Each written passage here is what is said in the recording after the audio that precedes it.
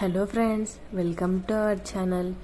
ఈరోజు మన వీడియోలో చిన్న పిల్లలకైనా పెద్దవారికైనా చాలా ఇష్టంగా తినే ఫ్రూట్ కస్టర్డ్, క్రీమీగా మళ్ళీ మళ్ళీ తినాలనిపించే ఫ్రూట్ కస్టర్డ్.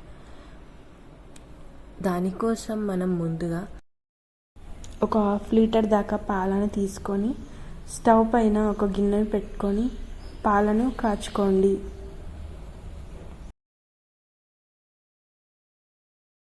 తరువాత టీ గ్లాస్ పాలను తీసుకొని కస్టర్డ్ పౌడర్ని 2-3 స్పూన్ల దాకా వేసుకొని కలుపుకోండి. నేనైతే వెనీలా ఫ్లేవర్ కస్టర్డ్ పౌడర్ని తీసుకున్నాను.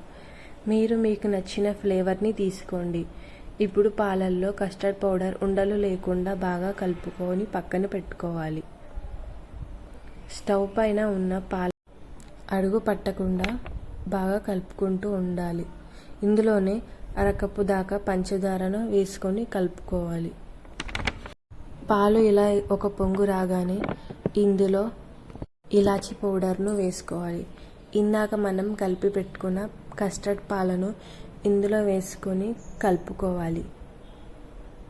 కలిపేటప్పుడు మంటను లో ఫ్లేమ్లో పెట్టుకొని కలుపుకోవాలి, లేదంటే ఉండలు కట్టేస్తుంది. కస్టర్డ్ మిల్క్ పోసుకున్నాక 2-3 నిమిషాల తర్వాత ఇలాంటి కన్సిస్టెన్సీకి రానివ్వండి. ఎక్కువసేపు అలానే ఉంచితే ఇంకా గట్టిపడిపోతుంది.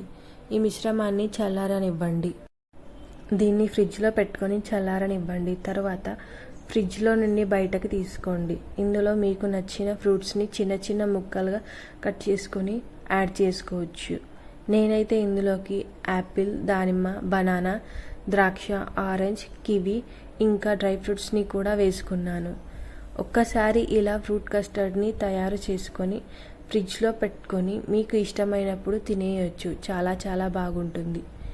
ఇప్పుడు ఫ్రూట్స్ అన్నీ యాడ్ చేసిన తర్వాత మరి ఒక్కసారి దీనంతటిని కలుపుకోవాలి.